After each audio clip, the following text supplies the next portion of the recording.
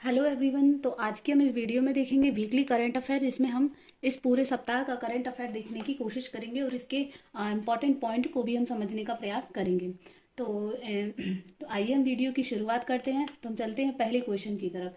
तो हमारा first question है कि हाल ही में किस दिन को राष्ट्रीय हिंदी दिवस मनाया जा रहा है? तो 14 सितंबर को। तो 14 सितंबर को हर साल राष्ट्रीय हिंदी दिवस मनाया जाता है। यदि हम बात करें दुनिया की, तो मंडेरिन, स्पेनिश और अंग्रेजी भाषा के बाद हिंदी दुनिया की चौथी सबसे ज़्यादा बोली जाने वाली लैंग्वेज है। ऐसे में हिंदी के महत्व को लोगों तक पहुंचाने और इसे बढ़ावा देने के मकसद से हर साल 14 सितंबर को विश्व हिंदी दिवस मतलब हिंदी दिवस मनाया जाता है। अब हम ये जाने कि क्यों 14 सितंबर को ही मनाते हैं हिंदी दिवस। आखिर 14 सितंबर को ही हिंदी दिवस क्यों मनाया जाता है? तो 14 सितंबर को हिंदी दिवस मनाने की एक नहीं बल्कि इसकी दो वजह हैं। दरअसल यह वही दिन है जब साल 1949 में लंबी चर्चा के बाद देवनागरी लिपि में हिंदी को देश की आधिकारिक भाषा घोषित किया गया था। इसके लिए 14 तारीख का चुनाव खुद देश के पहले प्रधानमंत्री पंडित जवाहरलाल नेहरू यानी कि JL नेहरू ने किया था उस समय। अब कब मनाया जाता है हिंदी दिवस? तो इस दिन को मनाने की शुरुआत पहली बार हिंदी दिवस मनाने की शुरुआत हुई थी साल 1953 में। 1953 में राष्ट्र भाषा प्रचार समिति के सुझाव पर की गई थी। इस दिन को मनाने के पीछे का कारण हिंदी के महत्व को बढ़ाना तो था ही, लेकिन इसी दिन महान हिंदी कवि राजेंद्र सिंह की जयंती भी है।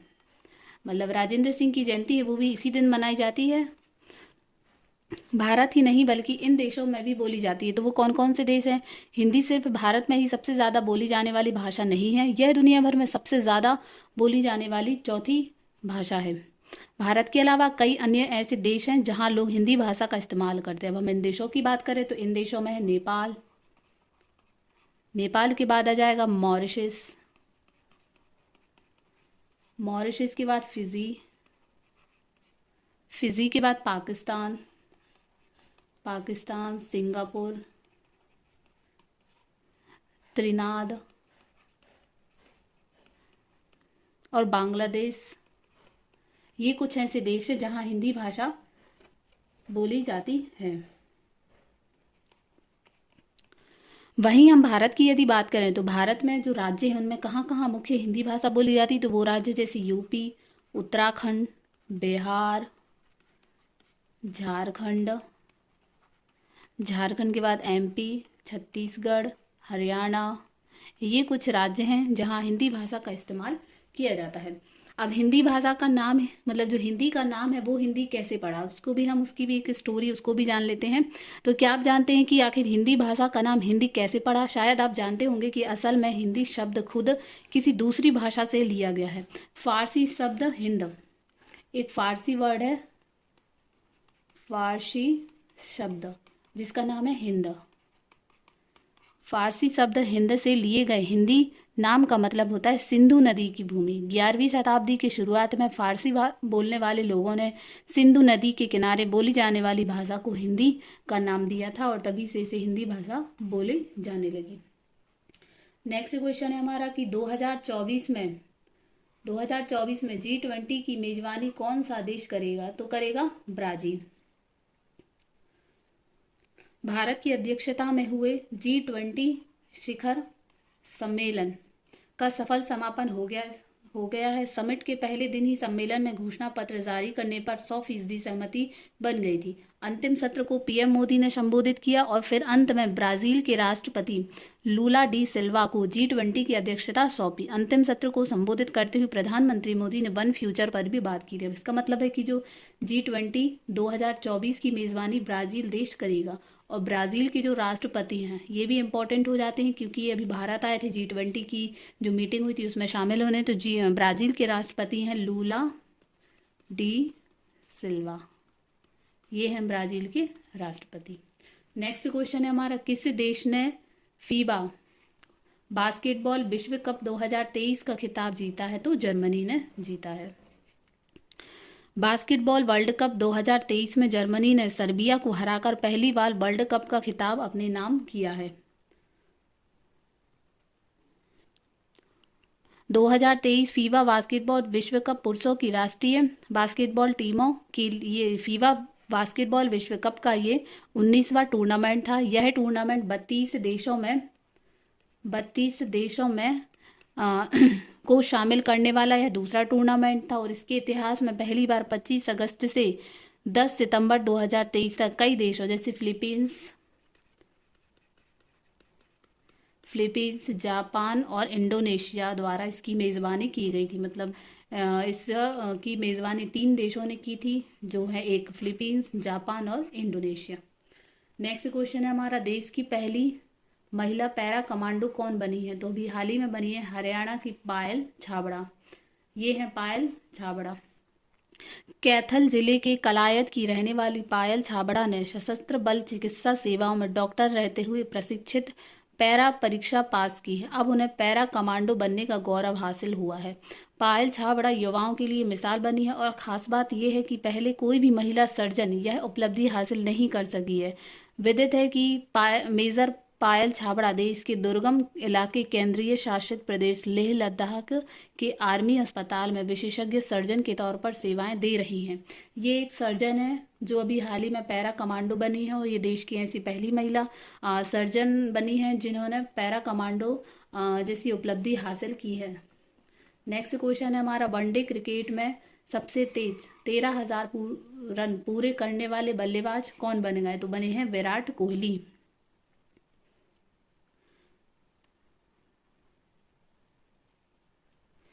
विराट कोहली पाकिस्तान के खिलाफ एशिया कप सुपर 4 मुकाबले के दौरान सबसे तेज 13,000 वनडे रन पूरे करने वाले बल्लेबाज बन गए हैं। कोहली ने यह उपलब्धि तब हासिल की जब उन्होंने अपना 47वां शतक पूरा किया, जो कुल मिलाकर 77वां शतक है। मतलब जो 47 शतक था ये वनडे का 47वां था और इनके ओवरऑल जो शतक हो गए हैं वो 77 हो गए हैं। कोहली सचिन तेंदुलकर के बाद यानी कि इनके पहले सचिन तेंदुलकर ने यह उपलब्धि हासिल की थी। कोहली ने सचिन तेंदुलकर के बाद यह उपलब्धि हासिल करने वाले दूसरे भारतीय बन गए। कोहली ने जो हासिल की है वो की है 267 पारियों में 13,000 रन पूरे की। सचिन तेंदुलकर ने किए थे 321 पारी में। यानी कि जो विराट कोहली है वो सबसे तेज 13,000 रन पूरे करने वाले क्रिकेटर बन गए, जबकि जो सचिन तेंदुलकर थे उन्होंने 321 पारियों में 13,000 रन पूरे किए थे। नेक्स्ट हमारा क्वेश्चन, एशिया कप के फाइनल में सबसे ज़्यादा बार पहुंचने वाली टीम बनी है, कौन सी टीम बनी है? श्रीलंका। ये श्रीलंका की टीम है।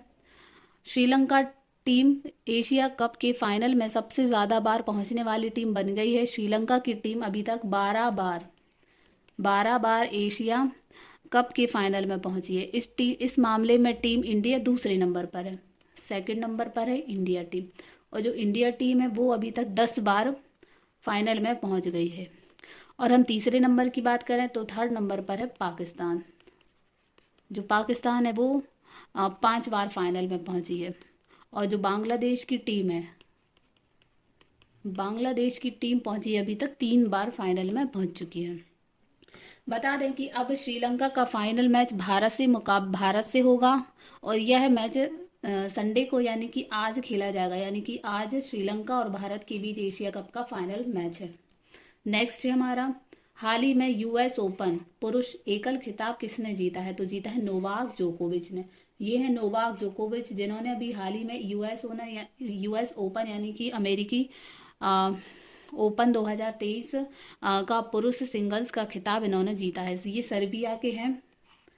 तो सर्बिया के स्टार खिलाड़ी नोवाक जोकोविच ने अमेरिकी ओपन 2023 में पुरुष सिंगल्स का खिताब जीत लिया है। न्यूयॉर्क के आर्थर एश स्टेडियम में जो ये मैच हुआ था वो न्यूयॉर्क में हुआ था। न्यूयॉर्क के आर्थर एश स्टेडियम में फाइनल मुकाबले में उन्होंने रूस के डैनियल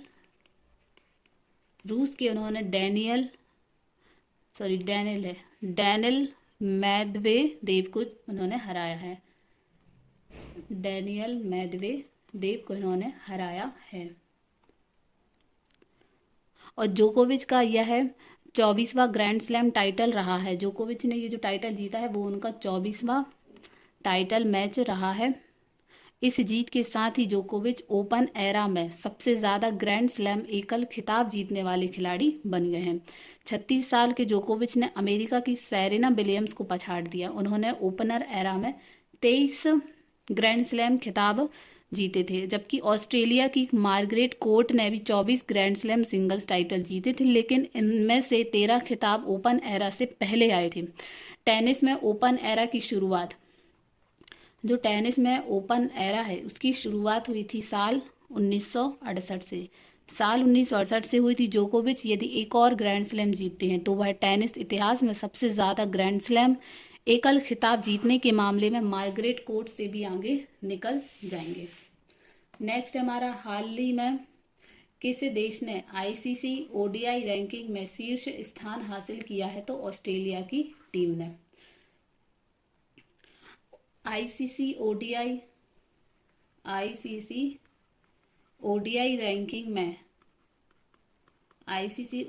रैंकिंग में जो ऑस्ट्रेलिया है, ऑस्ट्रेलिया की जो रैंकिंग है, रेटिंग है, वो है 115 रेटिंग है के साथ पहले नंबर पर रही है। और इस लिस्ट में दूसरे नंबर पर है पाकिस्तान। दूसरे स्थान पर पाकिस्तान है। पाकिस्तान की जो रेटिंग है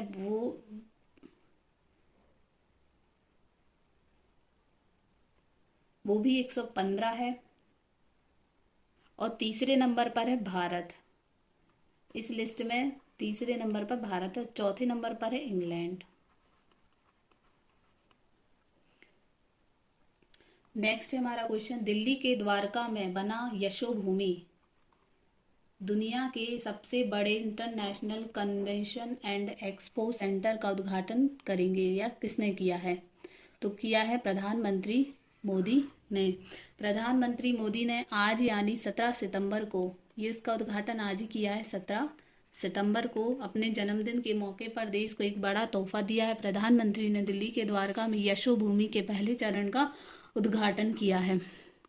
यह सबसे बड़ा India international convention and expo centre है। यशोभूमि प्रोजेक्ट की कुल लागत, इसकी जो कुल लागत है वो है 25,703 करोड़ रुपए, जिसमें पहले फेज की लागत 5400 करोड़ रुपए है। कन्वेंशन सेंटर में एक साथ 11,000 लोग बैठ सकेंगे। यशोभूमि कई मायनों में काफ़ी खास है। यह बहुत ही विशाल और भव्य है। इसका कुल परियोजना क्षेत्र 8.9 लाख वर्ग किलोमीटर यानी 8.9 लाख स्क्वायर